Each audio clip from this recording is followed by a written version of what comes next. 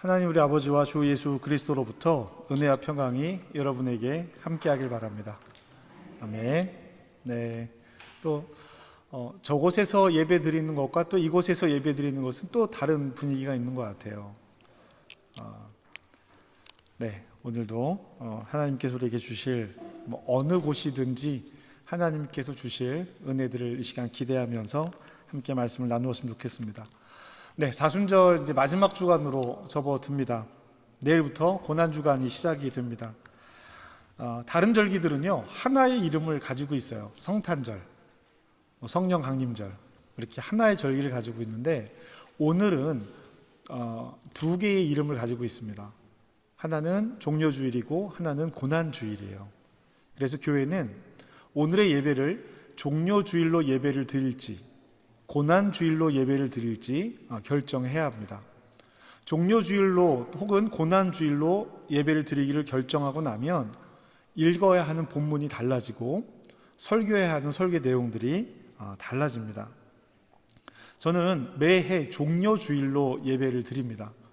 매해 종료주일로 예배를 드리는데, 고난주일의 초점은 예수님께서 고난당하시는, 십자가에 못 박혀 돌아가시는 것에 초점을 두고 있다면, 종료주일은 조금 다른 곳에 초점을 두고 있습니다.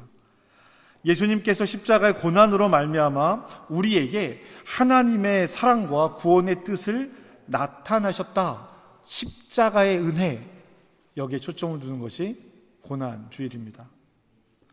제가 사순절을 시작하면서 여러분에게 매번 강조하는 내용이 있어요. 그것이 무엇이냐면, 우리에게 예수님의 십자가는 고난과 아픔의 상징이 아니라 감사와 기쁨의 상징이어야 합니다 라고 말씀을 드렸습니다. 감사와 기쁨의 고백이에요. 이 사건을 통해서 우리에게 약속하신 하나님의 사랑을 확증한 것이고, 이 사건, 십자가의 사건을 통해서 우리가 하나님의 자녀가 되었습니다 라고 하는 이 은혜를 고백할 수 있기 때문이죠. 예수님의 십자가 고난은 우리가 그리스도인으로 살면서 만날 수 있는 고난을 상징하기도 한다고 말씀을 드렸습니다. 그래서 저는 오늘을 종료주일로 예배를 드립니다. 종료주일로 예배하면서 어떻게, 왜 그리스도인이 삶에서 고난을 만나게 되었는가, 어떻게, 왜, 어떤 이유가 있기 때문이잖아요. 이것을 한번 같이 생각해 보자라는 것입니다. 우리는 고난주일의 십자가 은혜를 고난주간에 더 깊게 묵상할 거예요. 내일부터. 아니, 고난주간인데 그래도 고난주일로 예배를 드리는 것이 좋지 않겠습니까? 내일부터 할 거예요. 월요일부터 금요일까지 예수님의 십자가의 고난을 묵상할 것입니다. 그리고 성금요일 예배를 통해서 온전히 예수님의 십자가를 묵상하게 됩니다. 우리는 오늘 종료주일로 예배를 드립니다. 종료주일의 본문들은 예수님께서 예루살렘으로 가는 마지막 여행길을 보여줘요. 예루살렘으로 마지막으로 들어가는 장면을 소개하고 있습니다. 그런데 마태와 마가와 누가복음은 예수님께서 예루살렘에 들어가시는 모습을 자세히 설명하려고 합니다. 어떻게 들어가시는지, 어떤 모습으로 들어가시는지, 그리고 사람들은 그 예수님을 어떻게 맞이하고 있는지를 구체적으로 보여줘요. 거기에 초점을 두고 이야기가 기록이 되어져 있습니다. 그런데 오늘 우리가 읽은 이 종료주일 본문은요, 꼭 그렇지만은 않아요. 우리가 읽은 요한의 기록은 그 의미를 조금 더 이야기하고 있는 것으로 보입니다. 절기가 될 때마다 여러분들에게 드리는 말씀을 오늘도 잔소리처럼 먼저 시작을 하고 본문을 함께 보려고 합니다. 우리가 절기에 대한 이야기는 제가 매번 절기를 만날 때마다 여러분께 드리는데요, 절기라고 하는 것은 매년 똑같은 기간에, 거의 같은, 부활절과 성령 강림절은 날짜가 조금 달라지기도 합니다만 거의 같은 기간에 만납니다. 그리고 그때는 그것을 기념하는 날이기 때문에 읽어야 하는 성경 본문도 거의 비슷합니다. 동일한 시간에 동일한 본문으로 만나는 같은 날의 의미입니다. 그러면 매년 똑같은 의미를 가진 이 날을 통해서 같은 본문을 통해서 우리가 얻을 수 있는 것은 무엇일까? 무엇을 바라고 기대해야 할까? 이 절기의 예배의 의미가 무엇일까라는 거예요. 여러분, 이 절기의 의미는요, 이 절기를 통해서 작년의 나와, 작년의 종료주일을 맞이하는 나와 올해 종료주일을 맞이하는 나를 비교해 보는 거예요. 그리고 올해 종료주일을 맞이하는 우리와 내년의 종료주일을 맞이할 우리를 비교 선상에 놓는 것입니다. 여러분, 신앙의 성숙은요, 다른 사람과 비교하는 것이 아닙니다. 야, 어떻게 저렇게 신앙생활을 할 수 있지? 이렇게 비교하는 것이 아니에요. 신앙의 성숙은 늘 비교 대상이 나입니다. 나예요. 어제의 내가 오늘의 나와 비교해 볼 수 있는 것입니다. 신앙의 성숙은 오늘의 내가 내일의 나와 함께 나누는 이야기가 되는 거예요. 여러분이 모든 것이 단 한 번에 바뀌지는 않습니다. 신앙의 성숙이 단 한 번에 바뀌지 않아요.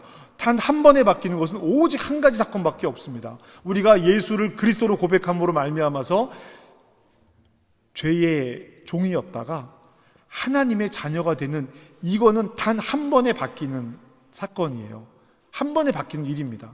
그러나 자녀가 된 이후에 성숙해 나가고 성장해 나가는 일은 한 번에 바뀌는 일이 아니에요.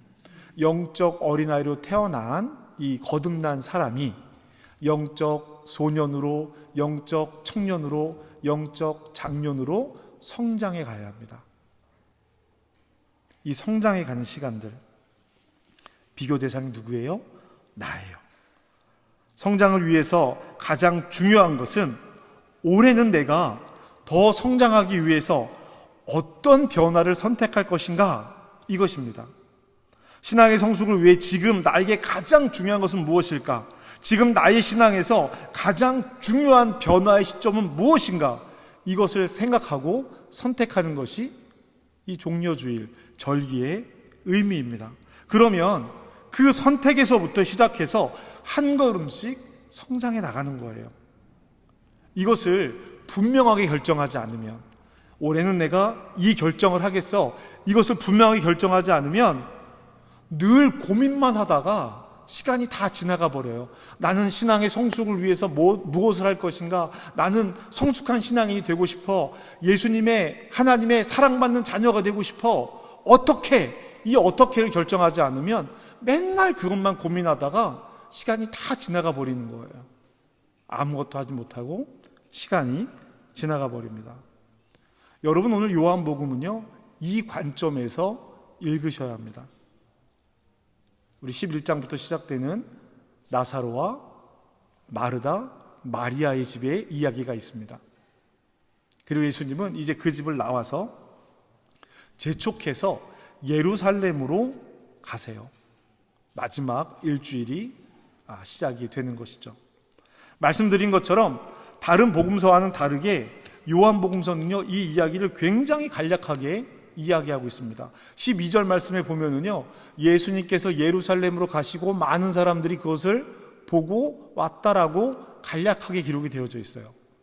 그리고 13절 이렇게 이야기하고 있습니다. 13절 한번 같이 읽겠습니다. 시작.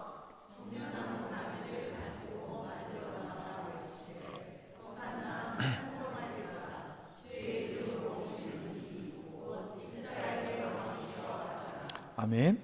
마태, 마가, 누가복음은요, 이 장면을 굉장히 길게 설명하고 있습니다. 길게 설명하고 있어요. 호산나 호산나 외치는 건 똑같은데요, 사람들이 겉옷을 벗어서 길가에 깔고 나귀에게 안장을 안치고 이런저런 이야기들, 예루살렘으로 들어오는 예수님을 사람들이 어떻게 맞이하고 있다라고 하는 것을 구체적으로 많이 얘기해요. 그런데 요한복음은요, 딱 이 말로 끝내버립니다.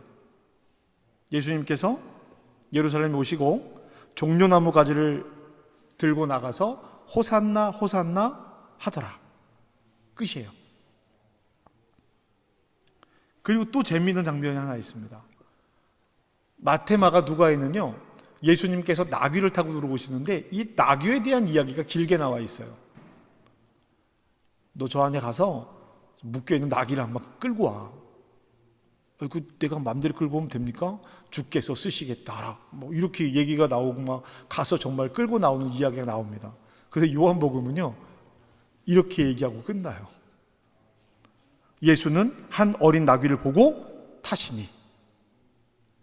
마태, 마가, 누가가 길게 얘기한 내용들이요, 요한은 이렇게 딱 얘기해버리고 말아버려요. 요한은 제자들이 미리 가서 어린 나귀를 데려오는 것에 대해서 내용을 말하지 않습니다. 왜 그럴까요? 요한에게는 그 이야기가 중요하지 않은 거예요. 그 설명할 필요가 없는 겁니다.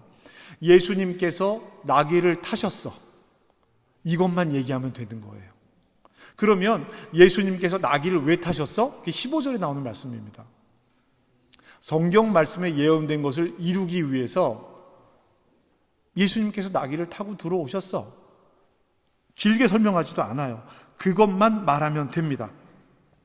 왜 이렇게 요한은 이 중요한 일들을, 다른 복음서에서는 중요하게 다루는 일들을, 예수님은 메시아이며 예수님은 다윗의 자손이시며 예수님은 이스라엘의 왕이시며 막 이런 얘기들을, 예루살렘으로 들어오시는 예수님의 이야기들을 왜 안 하고 있을까요? 왜 안 하고 있을까? 왜 간략하게 다루고 있을까? 간단합니다. 요한에게는 그 이야기가 중요하지 않은 거예요. 요한에게 그 이야기가 중요하지 않습니다. 왜 중요하지 않냐? 이게 중요해요. 왜 중요하지 않을까? 다른 사람들은 중요하게 여기는데 이 사람들은 왜 중요하게 여기지 않을까? 요한과 요한의 공동체는요, 이미 그 모든 것을 인정하고 알고 있고 받아들이고 있다는 뜻이에요. 그러니까 설명하지 않아도 돼요. 설명하지 않아도 됩니다. 다 받아들이고 있는 사실인 거예요. 근데 마태와 누가와 그 마가의 공동체는요, 예수님이 이런 분이시다라는 것을 설명해야 되는 거예요. 야, 이렇게 들어오셨고 이렇게 이 일을 맞이하신 거야, 이걸 설명해 줘야 돼요. 근데 요한 공동체는요, 설명 안 해도 돼요. 다 알고 받아들이고 있는 거예요. 그래서 이렇게 이야기를 합니다. 16절인데요, 우리 같이 읽겠습니다. 시작.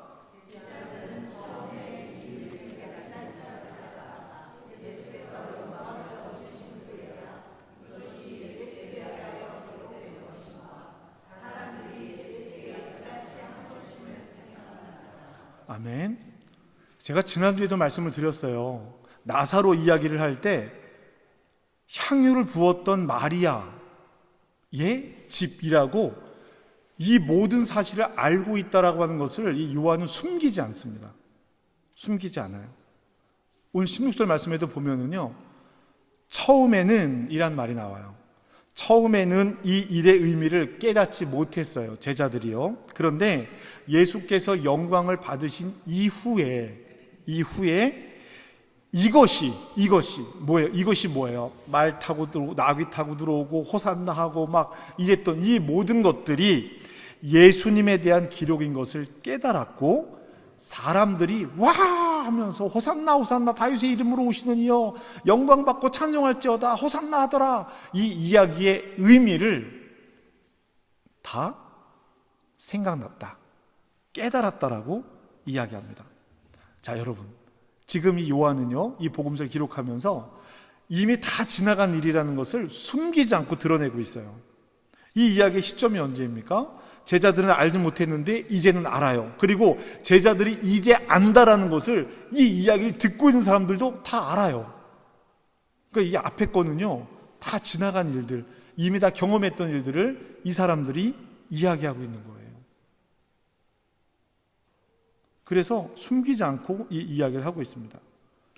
제자들이 처음에 이 상황을 만났을 때 당황했었다라는 것, 몰랐다라는 것, 예수님께서 예루살렘에 들어가셨다라는 것, 십자가에 못 박혀 돌아가셨다라는 것, 부활하시고 하늘에 오르셨다라는 것, 이 모든 것들을 다 인지하고 있는 상태에서 이 이야기를 하고 있는 것입니다. 그러니까 이 이야기를 듣는 사람들은 예수님께서 나귀를 타고 들어오는 것도 오케이, 맞았어, 그거지, 다 받아들이고 있는 것이고요. 호산나 하는 것도 저거 아니야, 사람들은 저렇게 다윗의 자손이여라고 만세를 부르지만 그거 아니야, 예수님께서 역에 들어오신 것은 다른 의미가 있어 이 모든 것을 알고 있다라고 하는 것입니다. 그래서 굳이 길게 이야기하지 않아요. 예수님께서 나귀를 타고 왔다. 자, 그럼 이게 뭔 뜻인지 알지? 이렇게 딱 끝나는 겁니다. 요한은요, 예수님의 이야기를 기록하면서 이 관점을 계속 유지해요. 아, 맞다. 맞아. 그래, 이거야. 예수님께서 이때 이 행동을 하신 것은 우리에게 이것을 알려주기 위해서 하신 거야. 야, 맞아. 예수님께서 그때 이 말씀을 하신 것은 우리에게 이것을 알려주려고 하신 거야. 요한은 이것을 계속 이야기하고 있어요. 그래서 다른 복음서에서는요, 예수님이 기적을 펼치시고 병자를 고치시고 비유로 말씀하시고 이런 이야기들이 계속 나오는데 요한복음에는요, 그런 기적과 비유와 가르침들이 나오지 않습니다. 많이 안 나와요. 아주 중요한 것만 몇 가지 나와요. 그러면 뭐가 나오냐면 예수님은 이런 분이야. 예수님은 선한 목자야. 예수님은 문이야. 예수님은 세상의 빛이야. 예수님은 길이요 진리요 생명이야. 이렇게 예수님을 정의하는 내용들이 나오고요, 예수님께서 우리에게 남기시고자 했던 말씀이 무엇인지를 13장부터 17장까지 설교의 형식과 기도의 형식으로 그 내용을 전달해 주고 있습니다. 마태, 마가, 누가의 관점과는 다른 거예요. 사랑하는 여러분, 저는 저와 여러분의 관점, 저와 여러분이 성경을 보는 관점이 이 요한의 관점이기를 바랍니다. 요한의 관점이어야 돼요. 우리는 지금 예수님이 누구신지, 예수님이 우리에게 어떤 일을 하셨는지를 말씀을 통해서 확인하고, 말씀을 통해서 야, 그랬구나, 예수님은 이런 분, 내가 그래서 예수님을 믿어야겠구나, 이렇게 받아들이는 것이 아니라 이미 예수님이 누군지를 알고 있는 사람들이 이 말씀을 통해서 다시 한번 하나님의 뜻을 더 알아가는 데 초점을 둬야 한다는 것입니다. 우리는 이미 하나님의 자녀된 사람들이기 때문입니다. 그래서 예수님께서 이렇게 말씀하시고 행동하신 것은 바로 이런 이유구나 라고 매년 더 그 말씀을 깊게 깨달아가는 여러분들이 되기를 바라고 있습니다. 종려주일은 예수님께서 종려나무 가지를 든 사람들의 환호를 받으며 예루살렘에 들어온 그 사건을 기념합니다. 사람들은 다윗의 자손 메시아를 기대했지만 예수님은 더 이상 다윗의 자손으로 이스라엘을 위한 메시아로 오신 것이 아니라 온 세계, 저와 여러분을 위한 메시아로, 그리스도로 예루살렘에 들어오신 거예요. 바로 이것이 오늘 우리가 종려주일로 이 시간을 예배하는 이유이기도 합니다. 우리에게 종려주일은 이스라엘 유대인들과 다르게 예수님을 그리스도로 만나는 일입니다. 예수님의 십자가 구원의, 보혈의 구원의 첫 관문이 예루살렘으로 들어서시는 거예요. 여러분, 그리스도인이 된다라고 하는 것, 저와 여러분 그리스도인이잖아요. 그리스도인이 된다라고 하는 것은요, 이 종려주일의 환호를 온전하게 회복하는 거예요. 온전하게. 지금 요한의 공동체가 이야기하고 있던 것처럼, 아, 맞아, 그거였어 라고 깨닫는 그 시간이어야 합니다. 사람들이 환호하는 것처럼 예수님을 맞아들이는 것이 아니라 예수님의 오심의 진짜 의미를 회복하는 거예요. 사람들의 환호성이 아니라 우리의 환대와 우리의 영접이 있어야 합니다. 여러분, 그리스도인이 된다라고 하는 것, 그것의 첫걸음은요, 예수님을 영접해야 돼요. 여러분, 예수님을 영접하셨습니까? 영접하셨어요? 예수님을 만나셨습니까? 그러면 깨달아야 합니다. 모든 것을 한꺼번에 하려는 욕심은 버리더라도 한 번에 하나씩이라도 예수님을 영접하고 예수님을 만났으면 예수님께서 말씀하시고 가르치시고 보이시고 행한 일을 나도 함께 깨닫고 나도 함께 그 길을 걸어가야죠. 그리스도인이 된다라고 하는 것은요, 예수님을 아는 것에 그치는 것이 아닙니다. 그리스도인이 된다라고 하는 것은 예수님을 내 삶 속에 받아들이는 거예요. 내 삶 속에 내가 필요한 부분만 받아들이는 것이 아니라 내 삶이 전부 그리스도 안에 들어가야 합니다. 그리고 우리가 그 안에 있다라는 것을 깨달아야 돼요. 사랑하는 성도 여러분, 그러면 지금 이 시점에서 이 절기에 내가 할 수 있는 일, 내가 해야 하는 일은 무엇일까요? 이 절기에 우리가 확인해야 하는 것은 정직하게 나의 신앙을 고백하는 것입니다. 신앙의 성장에 있어서 가장 중요한 것은 내가 지금 어디쯤에 있는지를 깨닫는 거예요. 내가 지금 어디쯤에 있는지를 깨닫는 겁니다. 저는 신앙을 길을 걷는 것으로 종종 비유를 합니다. 여러분, 우리 주보에도 보면은요, 제가 예수의 길을 걷는 평화의 공동체라는 슬로건을 적어 놓고 있습니다. 예수의 길을 걷는. 여기도 이렇게, 여기는 지나갔구나. 예수의 길을 걷는 이라고 표현을 하고 있는데요. 왜 길을 걷는 것으로 비유를 하냐면요, 목적지가 있어요. 다다라야 할 목적지가 있습니다. 하나님과 함께할 영원한 하나님 나라라는 목적지가 있습니다. 그리고 출발 지점이 있어요. 내가 예수를 그리스도로 고백하며 예수를 믿는 사람으로 살아가는 첫 출발점이 있습니다. 그리고 이 사이의 길을 우리는 가고 있는 거예요. 그런데 길을 가다가 길을 잃어버릴 때가 있어요. 내가 어디쯤 가고 있는지, 무엇을 하고 있는지 잃어버릴 때가 있습니다. 이때 이 길이 내가 어디쯤에 있는지 잃어버린 듯한 이 길을 알고 찾게 해주는 것이, 이정표 같은 것이 이 절기입니다. 예수님이 이 땅에 태어나셨을 때를 기억하면서 이 예수님을 내가 어떻게 만나고 있지? 호산나 하며 예수님이 종려주일에 예루살렘으로 들어가는 것을 보면서 나는 예수님을 어떻게 내 삶에 영접하고 있을까? 성령의 강림의 절기를 보면서 예수님의 제자들은 성령 강림 후에 이렇게 성령에 붙들린 사람이 되었는데 나는 지금 성령과 함께 동행하는 삶을 살아가고 있는가? 매 순간 우리의 잃어버린 듯한 신앙의 길을 다시 찾고 바라보고 다시 걸어갈 수 있게 하는 것이 이 절기의 의미입니다. 종려주일은 내가 예수님을 어떻게 영접하고 있는지를 깨닫고 점검하는 시간이었으면 좋겠어요. 다른 사람들처럼 환호하며 내 마음의 소원을 이루어줄 다윗의 아들을 기뻐하고 있는 것인지, 나귀를 타고 오시는 것을 보면서 내 구주 예수께서 나에게 오시는구나 라고 고백하는 것인지 점검하는 시간이 바로 오늘 이 시간이 되었으면 좋겠습니다. 매년 우리는 이 시간에 이것을 다시 점검하고 리마인드 하는 거예요. 마음에 다시 새기는 겁니다. 그리스도인이 된다라고 하는 것은 나에게 오신 예수님을 영접하는 겁니다. 나에게 오신 예수님을 영접하게 되면 그 다음부터 변화가 일어나는 거예요.